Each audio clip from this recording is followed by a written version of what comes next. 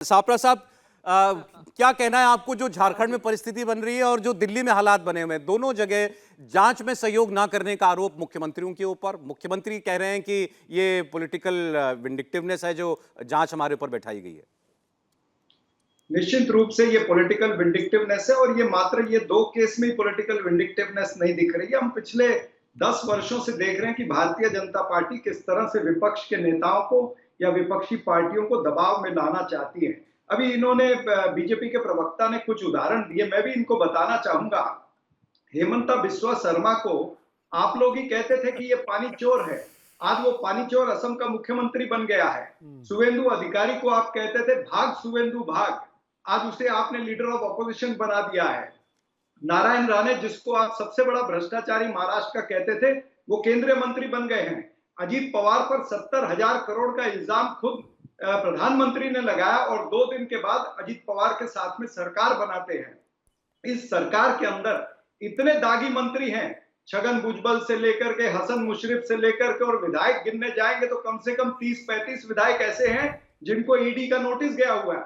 पर क्या हुआ कि वो भारतीय जनता पार्टी की वॉशिंग मशीन में गए और कमल डिटर्जेंट से धुल करके बाहर आ गए हैं। हुआ ये है। अब बीजेपी अगर इतनी साधुवाद और इतना साधुपन दिखाती है तो ये भी बता दे कि आपका जो कानपुर का पीयूष जैन थे, जिनके घर से 272 करोड़ रुपया कैश पकड़ा गया था, उनके ऊपर क्या कार्रवाई हुई? वो बेल पर कैसे बाहर आ गए? महेश शाह, जिन्होंने नोटबंदी के समय 13,860 रुपए 13,860 करोड़ रुपए जमा कराए उन्होंने, उसके ऊपर क्या कार्रवाई हुई वो आप बता दीजिए।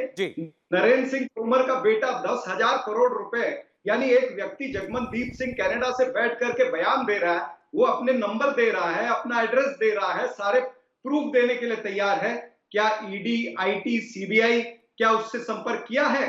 ठीक है। नरेंद्र सिंह तोमर के बेटे के ऊपर क्या कार्रवाई हुई? और नरेंद्र सिंह तोमर को तो आपने प्रमोट कर दिया, उन्हें तो मध्य प्रदेश का स्पीकर बना दिया है आपने। ऐसे एपीजी शिपयार्ड का बताइए, 22,860 करोड़ का मनी लॉन्ड्रिंग का। बहुत सारे विषय आप मुझे पता है सापरा साहब बता सकते हैं, लेकिन इन दो विशेषकर मामलों में जिनकी चर्चा हम कर रहे हैं वो इसलिए क्योंकि एक तो दोनों सिटिंग चीफ मिनिस्टर हैं और ईडी इनको बार बार जांच में जांच ज्वाइन करने के लिए बुला रही है। एक को 7 समन, दूसरे को 3 समन।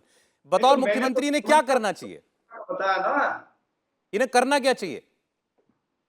नहीं, मैं ये कह रहा हूं कि ये विंडिक्टिवनेस है और जो भारतीय जनता पार्टी की वॉशिंग मशीन में धुल करके आते हैं वो पाक साफ हो जाते हैं।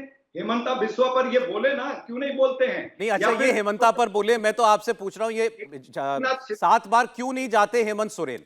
कोई डर नहीं है तो जाना चाहिए, तो चले जाएंगे। दिल्ली के मुख्यमंत्री को जाना चाहिए भाई। हेमंत सोरेन उस पर जवाब देंगे ना, उसके ऊपर कांग्रेस पार्टी किस तरह से जवाब देगी? उनके प्रवक्ता आपके सहयोगी है, आपकी सरकार चल रही है। आप तो उसकी तरह पैरवी, उसके यहाँ के लिए तो आप पैरवी कर रहे हैं, ये कहकर के भाई उसके खिलाफ में गलत हो रहा है। अगर गलत हो रहा है तो आप फिर उसके लिए बात मत करिए ना। आपके खुद के कांग्रेसी, आपका पूरा कांग्रेस चिल्ला चिल्ला कर कहता है एक थी आप, और आप कहते हो एक थी कांग्रेस। हेमंता बिस्वा शर्मा को क्यों लिया? आप उत्तर दे दीजिए। नारायण राणे को क्यों लिया? अजीत पवार, अरे सीएम भाई अगर किसी के खिलाफ में एक इंस्टीट्यूशन बुलाता है, कोई इंस्टीट्यूशन किसी के खिलाफ में बुलाता है तो इंस्टीट्यूशन के पास जाने में क्या तकलीफ है? अगर साफ सुथरा है, अगर ईमानदार है, साफ सुथरा है, क्या तकलीफ है? 19 साल यहां पर हमारे देश के प्रधानमंत्री जब चीफ मिनिस्टर थे गुजरात में, 19 साल आप लोगों ने, कांग्रेसियों ने बुलाया, हर वक्त गए। सबसे सीनियर, ईमानदार, साफ सुथरे थे, कोई घोटाला नहीं था, तभी जाते थे और इसलिए साफ सुथरे वहां से भी निकल के आए। ऑनरेबल सुप्रीम कोर्ट ने भी साफ सुथरा दिया।